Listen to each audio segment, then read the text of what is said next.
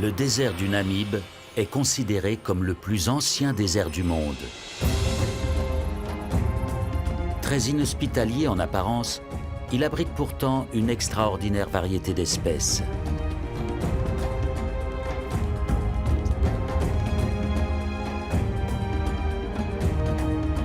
Avec seulement 20 mm de précipitations par an, et bien que bordé par l'océan Atlantique, le désert du Namib est d'une aridité extrême.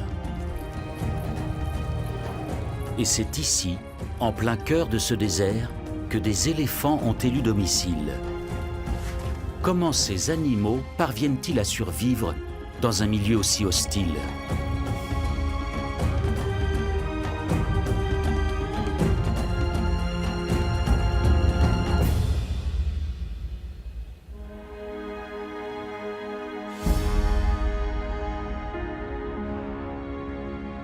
La Namibie se trouve dans le sud-est de l'Afrique. Sur environ 2000 km le long de son littoral s'étend le désert du Namib. Dans sa partie nord, le désert présente des vallées parcourues par des rivières éphémères. Parmi elles, la vallée de l'Ohanib. Le lit de la rivière traverse le désert sur 300 km avant d'atteindre l'océan.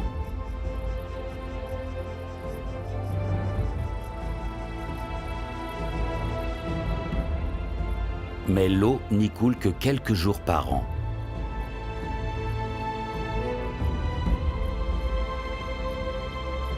Seuls des arbres aux racines profondes tels que ces Faidherbia des oasis résistent à une telle sécheresse. Le Namib est le seul désert à abriter des rivières éphémères. Les mammifères ne pourraient pas s'établir ailleurs que dans la vallée.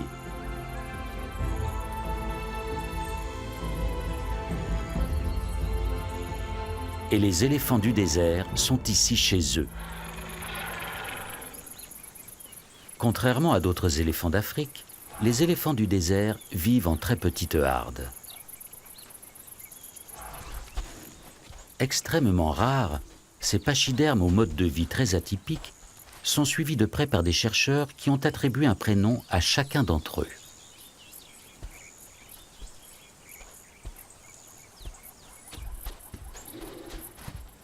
Clarissa est la matriarche de ce groupe familial. Les autres membres ne la quittent pas d'un pas, car elle est la seule à savoir comment survivre dans ce milieu inhospitalier.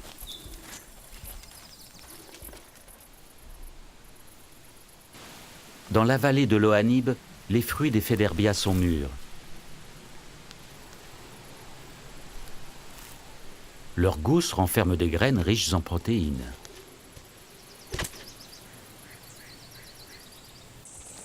Clarissa connaît leurs vertus nutritives depuis son enfance.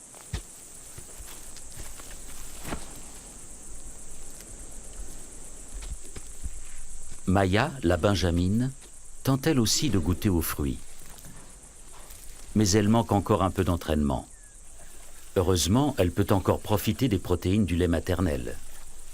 Les éléphants du désert se reproduisent 2 fois moins que leurs congénères vivant dans d'autres écosystèmes. Et pour mieux préparer leur progéniture aux conditions extrêmes, les femelles doublent la période d'allaitement. Les jeunes mâles ne quittent pas leur mère avant d'avoir atteint la maturité sexuelle. Ils s'affrontent dans des combats amicaux afin de se préparer à une existence loin de la protection des femelles. Car en dehors des périodes de reproduction, les mâles adultes vivent seuls ou en petits groupes.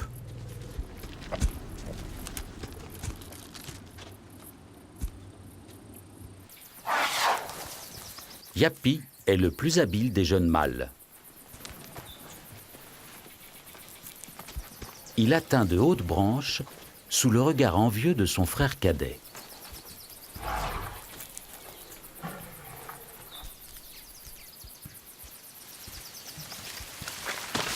Cette manière de faire lui a été apprise par son père. Le partage entre mâles ne va pas toujours de soi. Et Yapi refuse de céder un bout de sa branche à son jeune frère.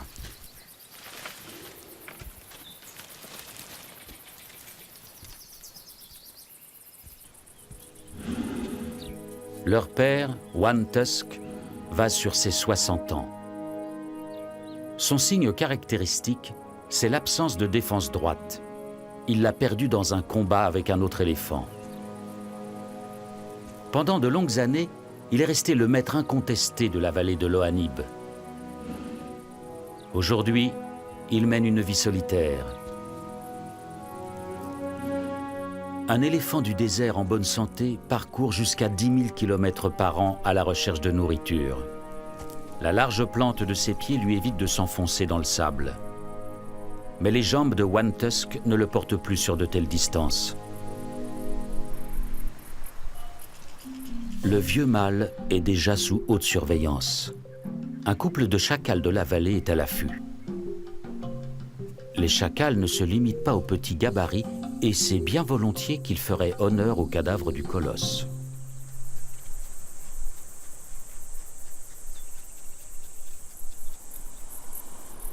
Clarissa guide Saad vers une nouvelle oasis de nourriture. Dans cette vallée transversale, les animaux trouvent toutes sortes d'herbes et d'arbustes. Les éléphants du désert prennent le plus grand soin de la source de leur nourriture, bien plus que les pachydermes vivant dans d'autres environnements. Au lieu d'arracher les plantes avec leurs racines, ils en récoltent délicatement les jeunes pousses, si bien que les arbustes peuvent continuer à se développer.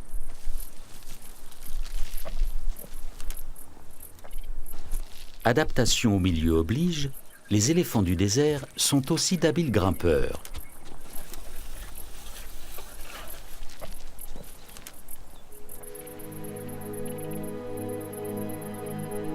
Le vieux One Tusk atteint à grand-peine un des Féderbias dont Clarissa et les siens ont eu la primeur. Et la harde n'a laissé que de maigres reliefs.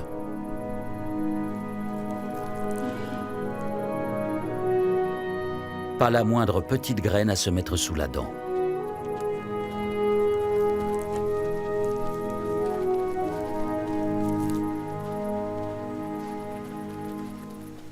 Pour la faune du Namib, survivre est un défi quotidien.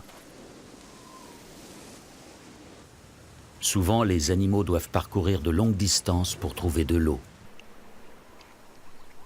À défaut de connaître des points d'eau cachés, la plupart des éléphants s'hydratent avec la nourriture qu'ils ingèrent.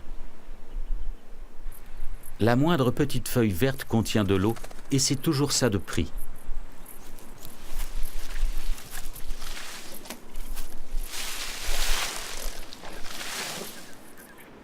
Au-delà du lit des rivières éphémères, la flore est quasi inexistante.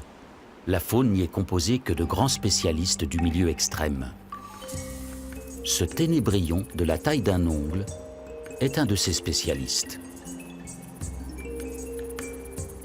L'évolution a modelé son corps de façon ingénieuse. La moindre trace d'humidité présente dans l'air se condense sur sa carapace.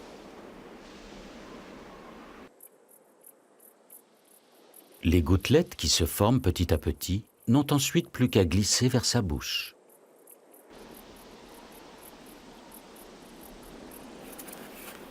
Le ténébrion a besoin de brouillard pour survivre. Mais comment expliquer la présence de brouillard en plein désert? Le Namib est un désert côtier. Le long de ses côtes, le courant froid de Benguela, originaire de l'Antarctique, fait descendre la température de l'océan à 12 degrés. Quand les masses d'air chaud du continent rencontrent les eaux froides de l'Atlantique, elles se refroidissent, se saturent en eau et du brouillard se forme.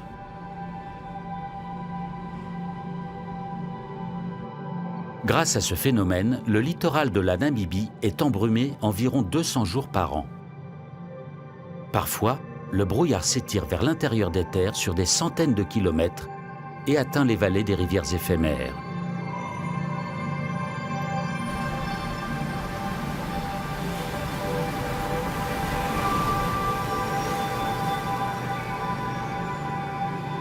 En plus du brouillard, le courant de Benguela apporte des poissons en abondance, qui font le régal des otaries.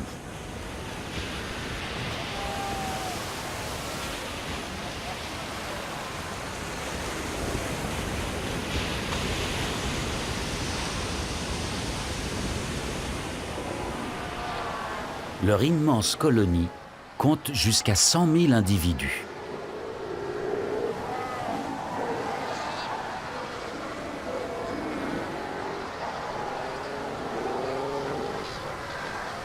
Grâce au courant froid de Benguela, la côte du Namibe est un paradis pour les phoques et les oiseaux marins.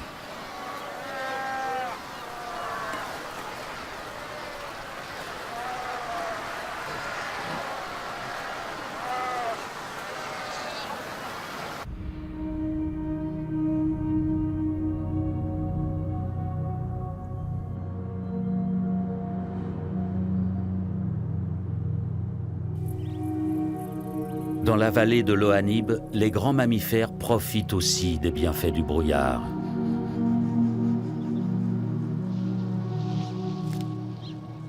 Yapi et son frère absorbent les gouttes de rosée qui se déposent sur l'herbe et les feuilles. Grâce à cette humidité, les éléphants du désert peuvent se passer d'eau pendant 4 jours.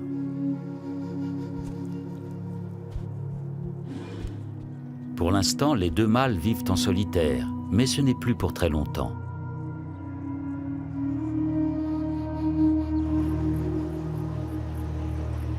Le brouillard se dissipe et laisse la place au soleil, ainsi qu'à de nouveaux arrivants.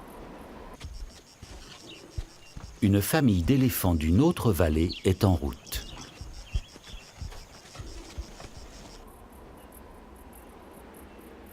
Ces animaux répondent à l'appel de leurs congénères. Les sons leur parviennent à travers la plante des pieds. Les éléphants du désert ne se regroupent qu'à de très rares occasions entre individus de différentes familles. Et jamais en dehors de la saison des amours, qui ne dure que quelques semaines. Ils sont de plus en plus nombreux à se joindre à la harde de Clarissa. Certains expriment leur joie des retrouvailles après plusieurs années de séparation.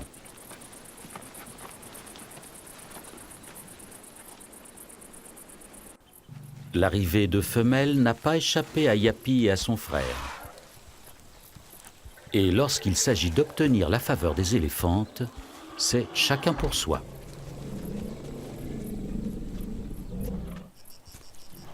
Quant au vieux One Tusk, il laisse les combats aux jeunes.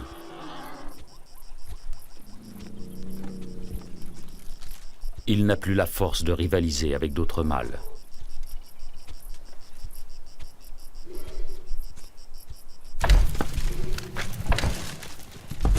Ses fils et petits-fils s'adonnent pleinement à l'effervescence des amours. Leur objectif est de féconder les éléphantes et d'empêcher tout concurrent de les approcher.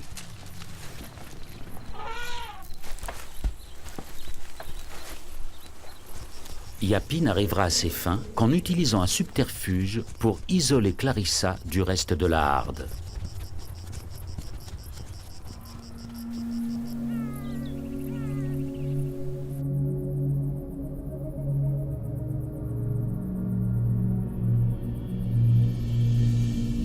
La nuit venue, la plupart des occupants de la vallée se reposent, tandis que les animaux nocturnes commencent à s'activer. Le gecko du Namibe chasse uniquement la nuit. Il se nourrit de grillons et d'araignées.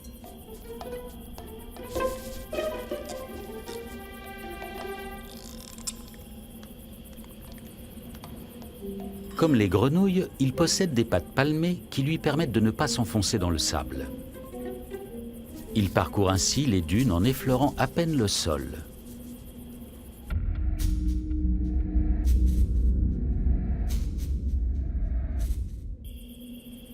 Pour le gecko, la vigilance reste toujours de mise.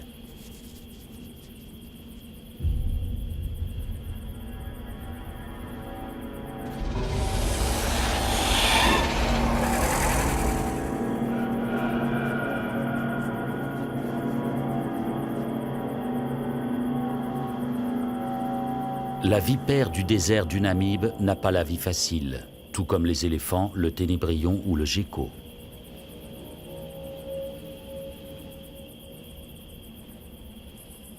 Elle ne peut s'hydrater qu'à travers sa nourriture. Sa survie dépend donc d'une chasse fructueuse.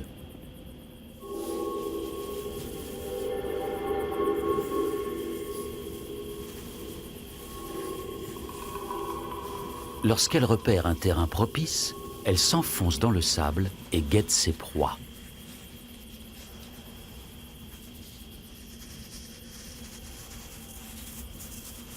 Grâce à une aptitude au camouflage exceptionnelle, le prédateur se fond entièrement dans le décor.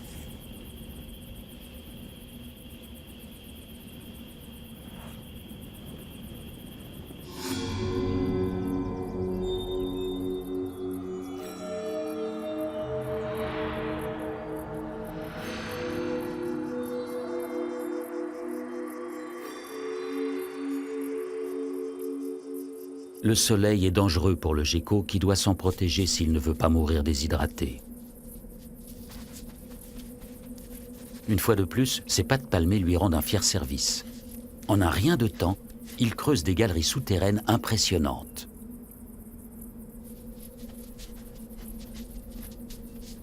Il s'enterre jusqu'à 1 mètre de profondeur.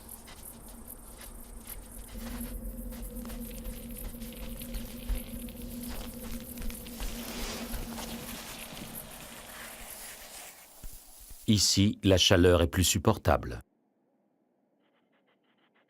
Au-dessus de lui, un de ses congénères prend son temps. Et pour cause, le brouillard arrive.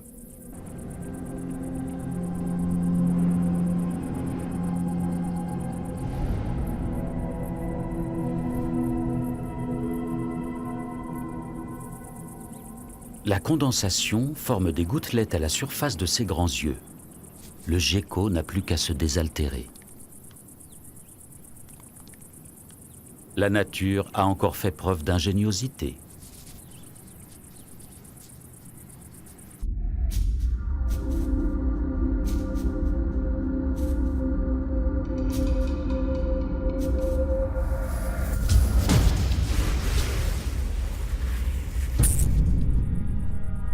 La patience a porté ses fruits. La vipère peut à présent festoyer et surtout se désaltérer.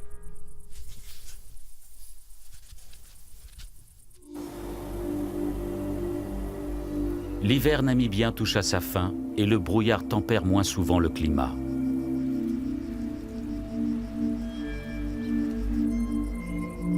Une chaleur accablante pèse maintenant sur la vallée de l'Ohanib.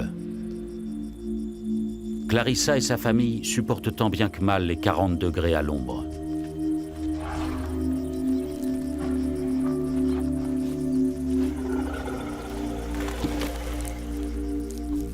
Les éléphants ne transpirent pas. Pour évacuer la chaleur de leur corps, ils bougent leurs oreilles. Mais par ces températures extrêmes, les animaux semblent ne même plus avoir la force de se ventiler. Pour les plus jeunes, la chaleur peut représenter un danger mortel. Maya paraît exténuée.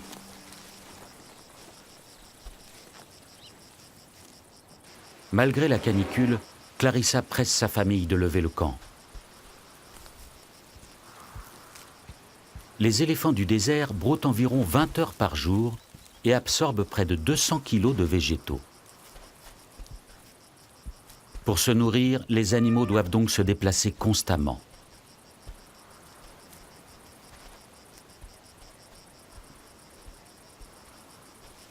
Ce jeune mâle est tellement épuisé qu'il n'a pas entendu le signal du départ. À son réveil, il cherche sa famille, mais en vain.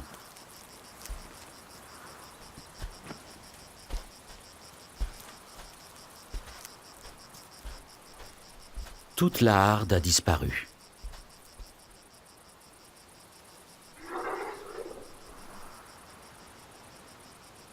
Mais Clarissa et les autres se sont rendus compte de son absence. Grâce à leur trompe, les éléphants disposent d'un odorat exceptionnel qui leur permet de se localiser les uns les autres.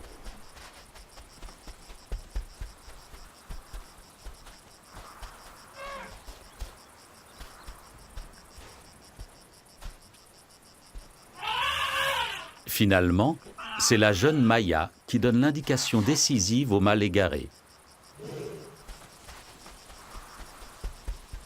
Il sait maintenant quelle direction prendre.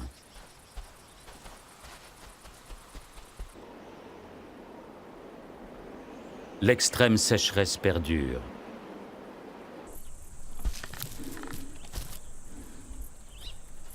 Clarissa et sa famille doivent se contenter d'un arbre mort pour toute nourriture. Dans le désert, un arbre de cette taille ne se décompose qu'au bout de nombreuses années. Les éléphants sont les seuls à pouvoir le rendre comestible pour les autres animaux. Les pachydermes n'assimilent en effet que 60% de ce qu'ils mangent et éliminent le reste. Ils répandent ainsi les graines des arbres avec leurs excréments.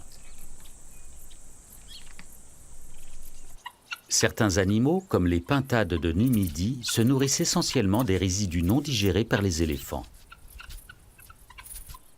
Même les babouins de la vallée se rabattent sur les déjections des grands mammifères, faute de mieux.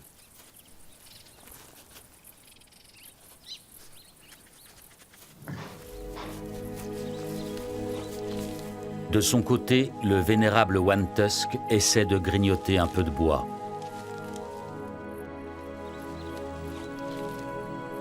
Les molaires d'un éléphant repoussent 6 fois au cours de sa vie. Mais les dernières dents de One Tusk sont trop usées pour venir à bout du bois dur et sec de cet arbre.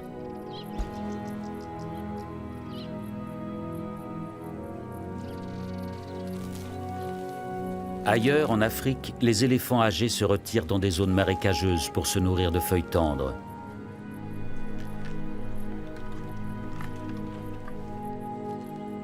Mais dans le désert, One Tusk n'a pas cette chance.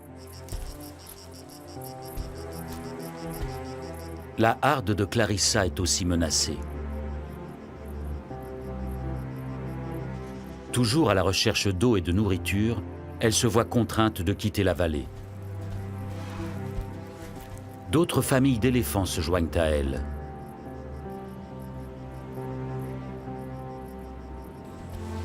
Seule Clarissa connaît les points d'eau rarissimes et bien cachés.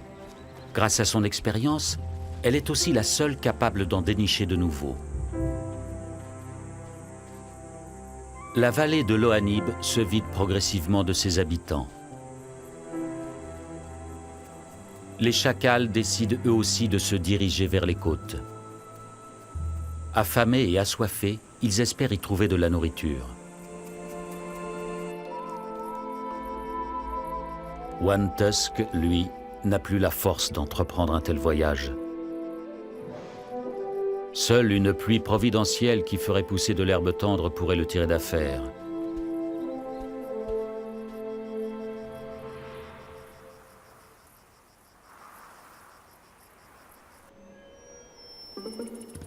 Le ténébrion a faim lui aussi et aimerait trouver quelque chose à se mettre sous la dent. À la différence de la plupart des animaux du désert, il n'attend pas les jeunes pousses vertes, mais se contente de restes de végétaux.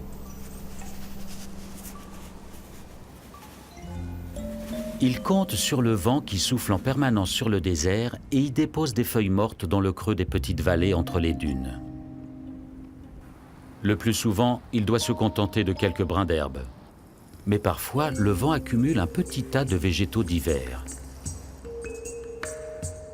Même desséchées, ces plantes contiennent des substances nutritives importantes.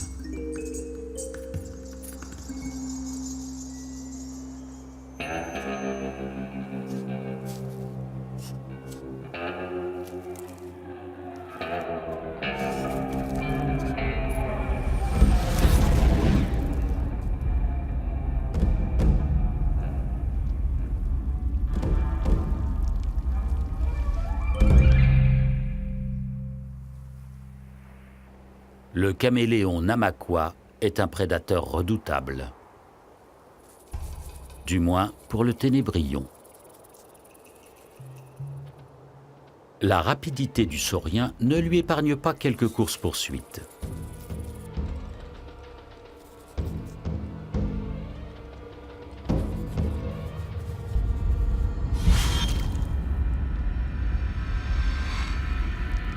Ils chassent les insectes pour les protéines et l'eau contenue dans leur organisme.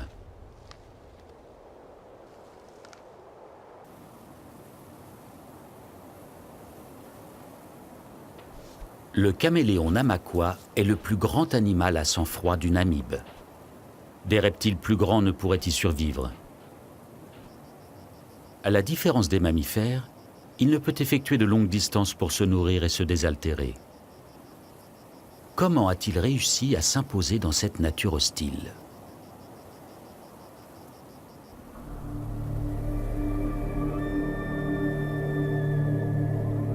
Il faut regarder en direction de la vallée du Dead Vley pour avoir la réponse. Autrefois, elle abritait une rivière comparable à celle de l'Ohanib. En remontant le cours d'eau, des animaux se sont aventurés parfois très loin à l'intérieur du désert. Puis, il y a plusieurs siècles de cela, des dunes ont progressivement recouvert le lit de la rivière et fait barrage à l'arrivée d'eau. Mais la lenteur de ce phénomène a permis aux animaux de s'adapter au changement. Et c'est ainsi que le caméléon Namaqua s'est installé et a survécu en plein désert. Quelques acacias morts sont les seuls témoins de cette époque lointaine où la végétation était abondante. Certains arbres sont là depuis plus de 500 ans. Beaucoup plus de temps qu'il n'en a fallu aux mammifères pour s'adapter à ce milieu.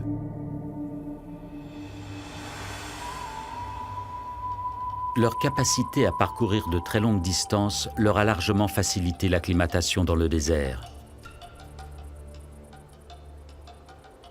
Le couple de chacals s'approche maintenant de la côte.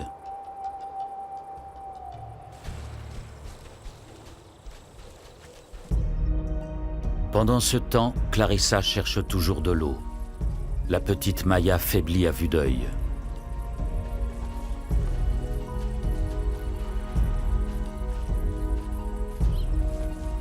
La harde doit faire des pauses régulières. Les animaux arrivent tous à bout de force. Clarissa n'a presque plus de lait pour sa fille.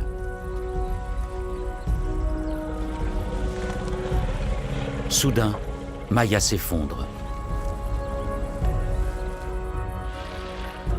Mais Clarissa l'incite aussitôt à se relever. Il faut continuer à marcher.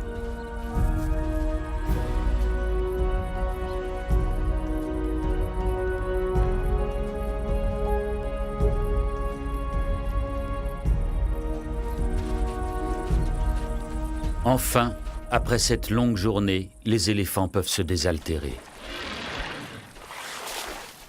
Clarissa a su les guider vers un précieux point d'eau.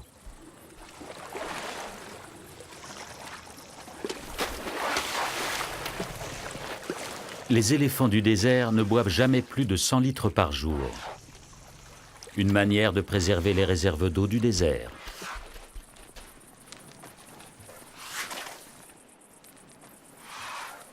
Cette douche de poussière permet aux animaux de protéger leur peau contre les brûlures du soleil.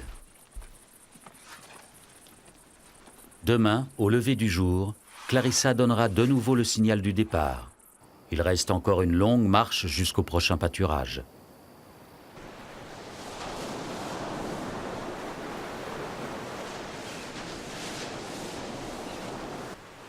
Le couple de chacals vient d'atteindre la côte et se dirige maintenant vers le sud.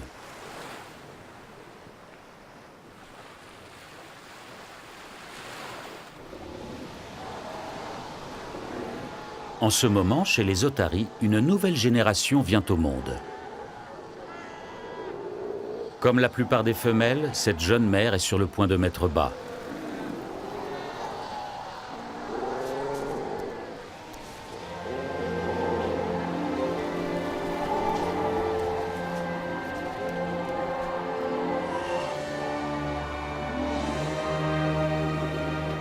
Le nouveau-né est au centre de grandes effusions dès les premiers instants.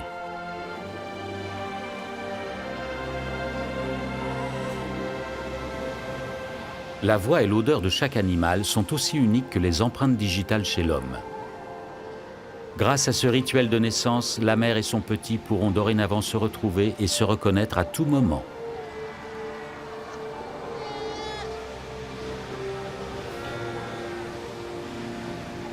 Quelques minutes après, c'est déjà la première tétée. La jeune femelle guide son bébé encore malhabile.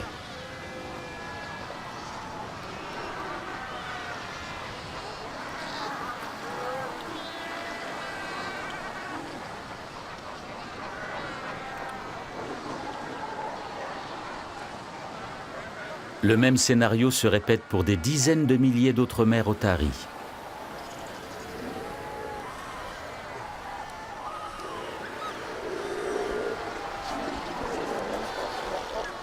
Dans la colonie, les animaux sont de plus en plus à l'étroit.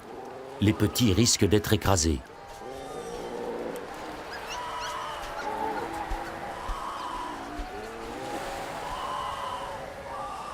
Afin de les protéger, les adultes mettent en place de véritables crèches. La jeune mère vient elle aussi y déposer son petit.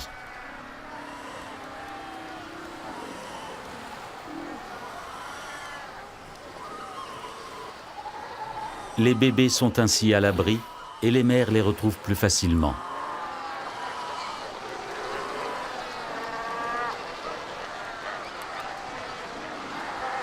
Elles doivent chasser quotidiennement pour se nourrir et donner à leurs petits un lait nutritif.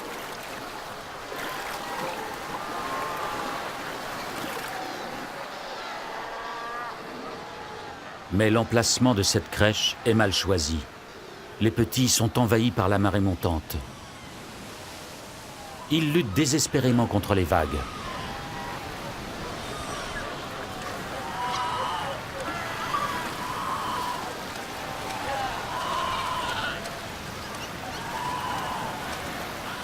En vain, la mer emporte la plupart d'entre eux.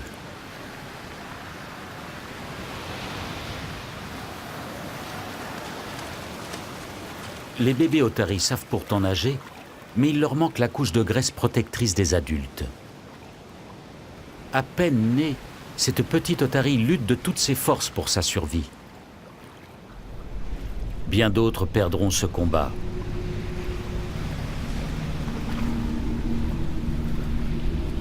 En quelques minutes, les petits sont à bout de souffle et ne peuvent plus garder la tête hors de l'eau.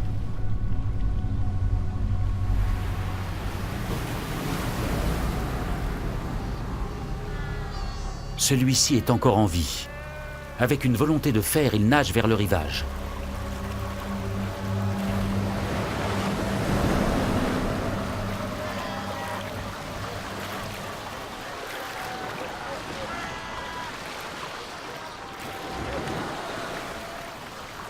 Le voici hors de danger.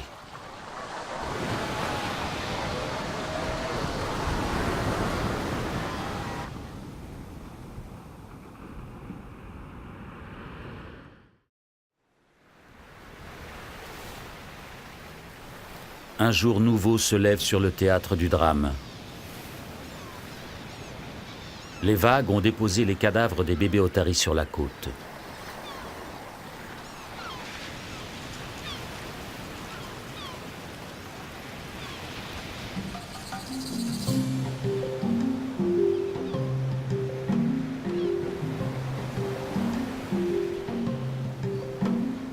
Un grand festin attend les chacals affamés qui ont parcouru des centaines de kilomètres depuis la vallée de l'Ohanib.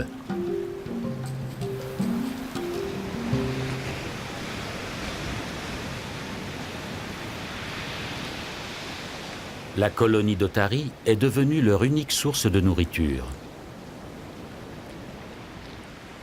Les chacals ne sont pas exigeants et consomment essentiellement des charognes.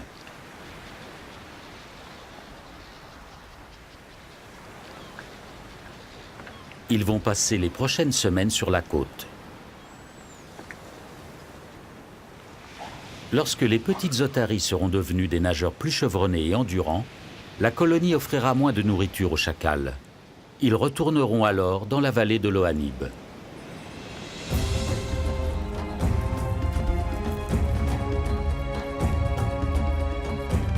Après un long voyage, Clarissa et sa famille ont enfin atteint une rivière éphémère.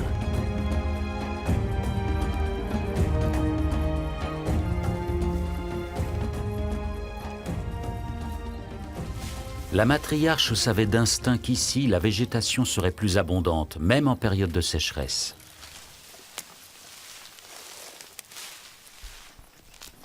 Les éléphants épuisés peuvent enfin manger à leur faim.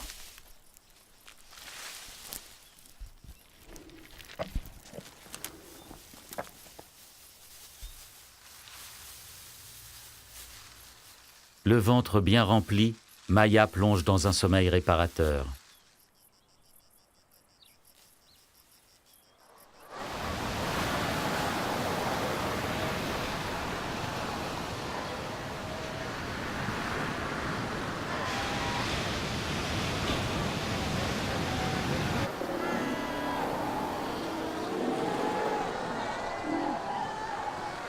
Ce bébé otari connaît un sort moins enviable.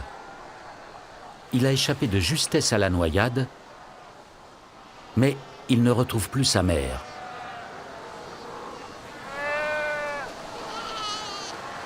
Elle n'est toujours pas rentrée de la chasse.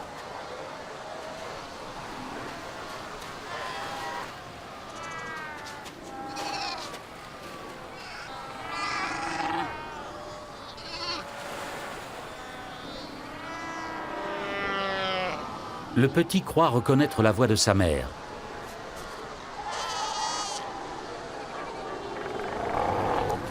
Mais non, il n'est pas le bienvenu auprès de cette femelle. Bientôt, le nouveau-né souffre de la chaleur et a besoin de lait maternel.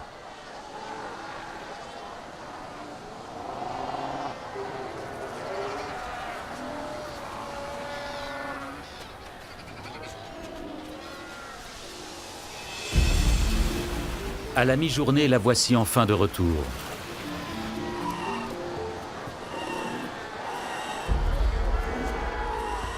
Elle s'empresse d'aller retrouver son petit, mais doit constater qu'il a disparu de la crèche.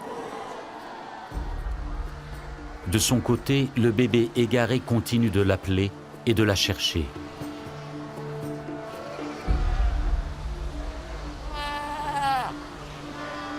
De nouveau, il croit reconnaître la voix maternelle.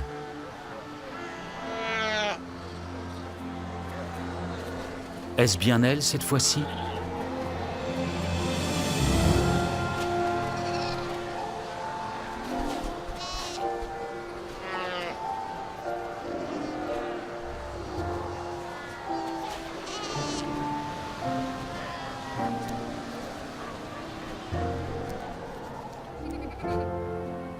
La mère et son bébé s'abandonnent à la joie des retrouvailles.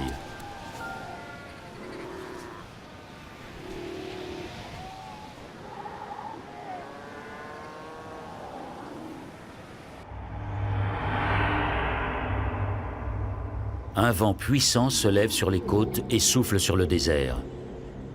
Il crée des tempêtes de sable sur son passage.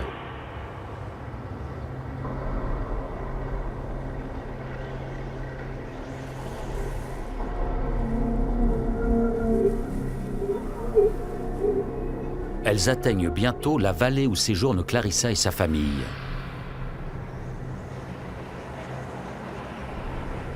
Les tempêtes de sable annoncent l'arrivée de fortes pluies.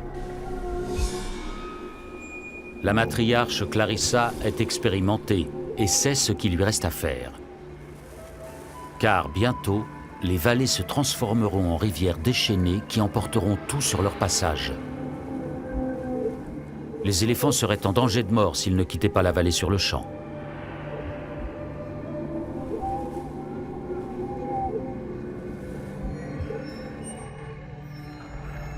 Le lendemain, la rivière surgit en plein désert.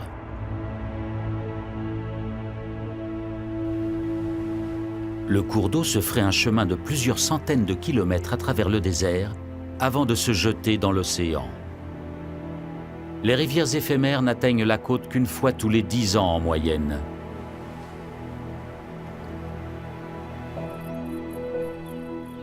Quelques jours après la pluie, des jeunes pousses vertes apparaissent dans le Namib.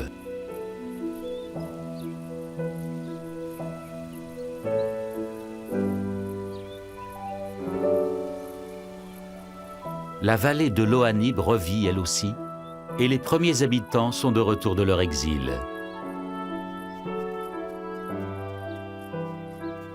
Certains n'ont pas survécu à la sécheresse. Le vieux One Tusk est mort de faim avant l'arrivée de la pluie. Les chacals découvrent son cadavre à l'entrée de la vallée.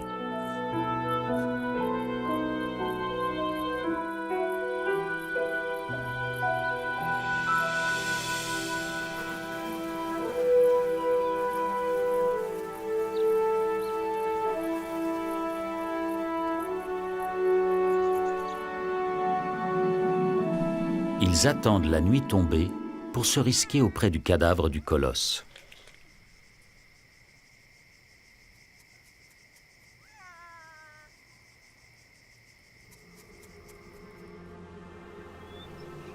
Le lendemain, des cris familiers retentissent dans la vallée.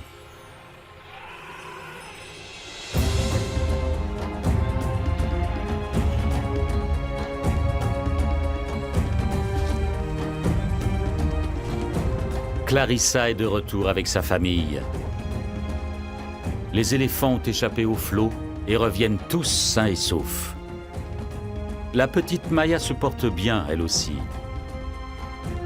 Enfin, la harde aperçoit la vallée de l'Ohanib verdoyante.